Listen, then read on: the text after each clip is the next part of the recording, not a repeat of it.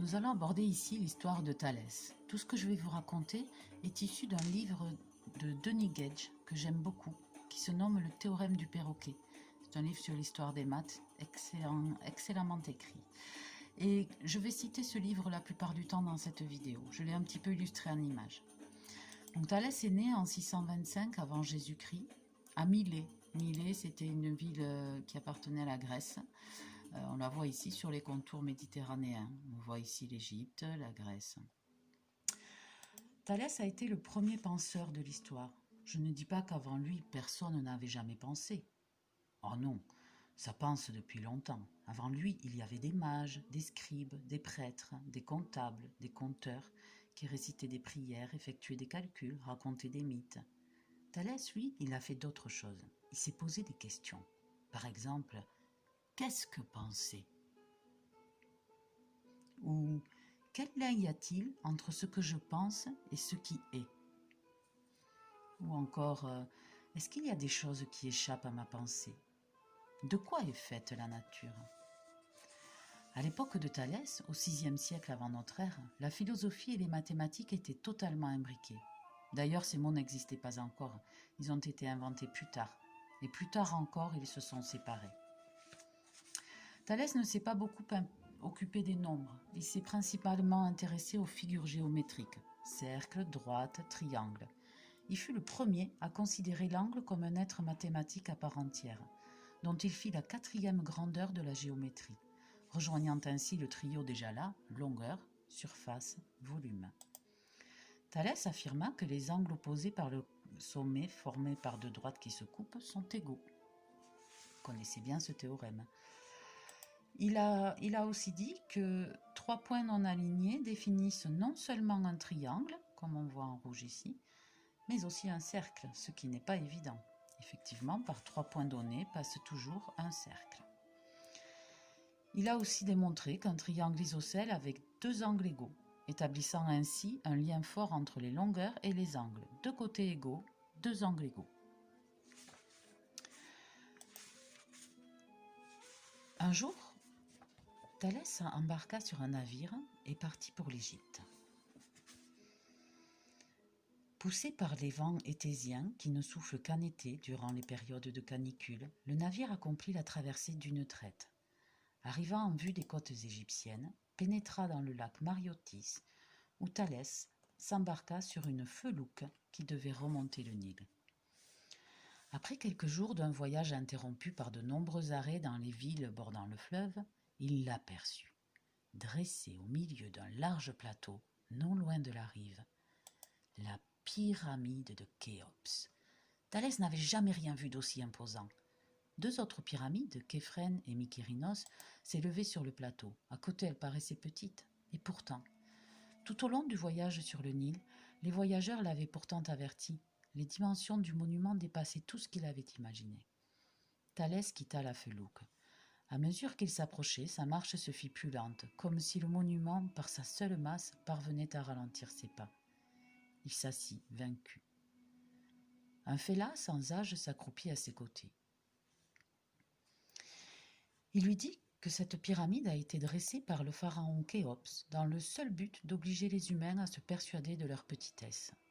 La construction devait excéder toute norme pour nous accabler. Plus gigantesque elle serait, plus infime nous serions. Quels qu'aient été les buts du pharaon, il restait une évidence. La hauteur de la pyramide était impossible à mesurer. Elle était la construction la plus visible du monde habité et était la seule à ne pouvoir être mesurée. Thalès voulut relever le défi. Toute la nuit, le félin parla.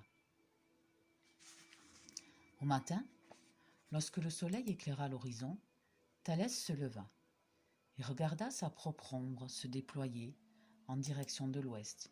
Il pensa que, quelle que soit la petitesse d'un objet, il existe toujours un éclairage qui le fait grand. Longtemps il resta debout, immobile, les yeux fixés sur la tache sombre que faisait son corps sur le sol. Il la vit rapetisser à mesure que le soleil s'élevait dans le ciel. Puisque ma main ne peut effectuer la mesure, ma pensée l'effectuera, se promit-il. Thalès fixa longuement la pyramide. Il devait se trouver un allié à sa mesure, à la mesure de son adversaire, Lentement, son regard alla de son corps à son ombre, de son ombre à son corps, puis se porta sur la pyramide. Enfin, il leva les yeux. Le soleil allait devenir son ami, son allié. En traitant semblablement l'homme minuscule et la gigantesque pyramide, le soleil établit la possibilité de la mesure commune. Thalès se pénétra de cette idée. Le rapport que j'entretiens avec mon ombre est le même que celui que la pyramide entretient avec la sienne. Il en déduisit ceci. À l'instant où mon ombre sera égale à ma taille, l'ombre de la pyramide sera égale à sa hauteur. La voilà l'idée recherchée. Encore fallait-il pouvoir la mettre à exécution.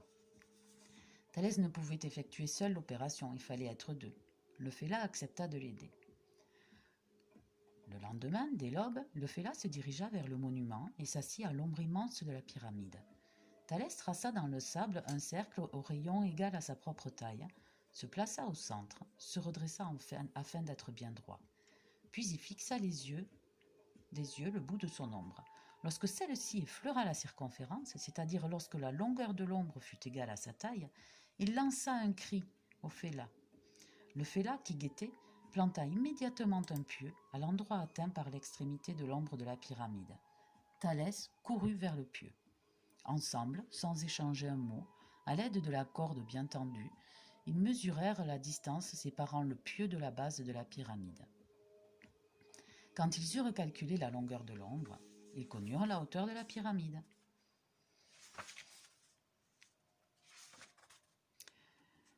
La pyramide de Khéops a une base carrée et son axe tombe exactement au milieu du carré. La hauteur de la pyramide, c'est la longueur de l'axe. Et la longueur de l'ombre de l'axe, c'est la longueur de l'axe. C'est simple. Mais le problème, c'est que Thalès ne peut mesurer concrètement que la partie de l'ombre qui s'étend en dehors de la base. On la voit ici.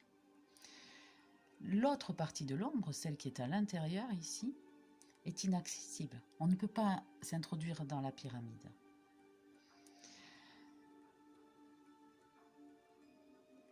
Thalès a dû s'en sortir en faisant sa mesure au moment où les rayons du soleil étaient exactement perpendiculaires au côté de la base.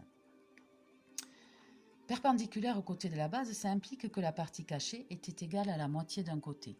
C'est-à-dire cette partie-là serait la moitié du côté de la base de la pyramide.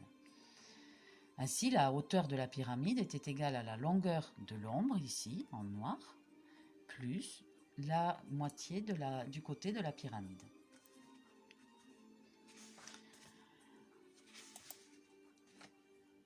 Quand les rayons du soleil faisaient un angle quelconque avec le côté de la base, comme ici, ce qui était le cas presque tout le temps, l'ombre formait un triangle quelconque et Thalès ne pouvait rien faire. Comment Thalès pouvait-il savoir que l'ombre était perpendiculaire au côté au moment où il a fait la mesure ? Il n'avait pas d'équerre, il avait mieux, l'orientation de la pyramide. Les architectes avaient construit le monument de façon à ce que l'une des faces soit orientée plein sud.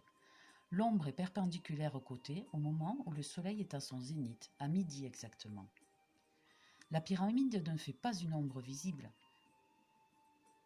perpendiculaire au côté chaque midi. Toute la difficulté est là. Pour qu'il y ait une ombre, il faut que le soleil ne soit pas trop haut dans le ciel tout au long de sa course durant la journée. Donc en résumé, il y avait deux conditions. Il faut que l'ombre soit égale à la hauteur de la pyramide et elle doit être perpendiculaire à la base. Pour que l'ombre soit égale à l'objet, il faut que les rayons soient inclinés à 45 degrés. En plus, pour que l'ombre soit perpendiculaire à la base, elle doit être orientée nord-sud. Ces conditions ne sont réunies que 2 jours dans l'année. Les astronomes affirment que la mesure de Thalès n'a pu être effectuée que le 21 novembre ou le 20 janvier. Ce qui nous laisse penser que Thalès avait de fortes connaissances en astronomie. Ensuite, comment a-t-il effectué les mesures ? Il n'avait sous la main qu'une corde et il lui fallait une unité de mesure. Il utilisa le thalès, c'est-à-dire sa propre taille. Avec la corde dont la longueur avait été ajustée à sa taille, il mesura l'ombre. Il trouva 18 thalès, l'ombre de la pyramide qui sortait ici. Puis il mesura le côté de la base, le divisa par 2 et trouva 67 thalès. Il suffisait d'additionner maintenant et il a obtenu une mesure de 85 thalès pour la hauteur de la pyramide. En mesure locale, le Thalès valait 3,25 coudées égyptiennes. Donc il a trouvé une hauteur qui faisait environ 276 coudées. On sait aujourd'hui que la hauteur de Khéops est de 280 coudées. Donc il était vraiment pas loin du bon résultat. C'est-à-dire 147 mètres. Voilà. Donc, où retrouve-t-on notre théorème de Thalès qu'on a vu en leçon? On le retrouve à partir de la figure suivante. Il va suffire de déplacer le triangle bleu ici dans celui-ci et on retrouve deux triangles imbriqués et notre fameux théorème de Thalès. Alors pour la petite histoire, ce qui a rendu célèbre Thalès en son temps, ce n'est pas du tout son théorème, c'est le fait que l'éclipse qu'il avait prévue s'est produite exactement au moment où il l'avait prévue. Donc il avait des sacrées connaissances en astronomie. Au revoir.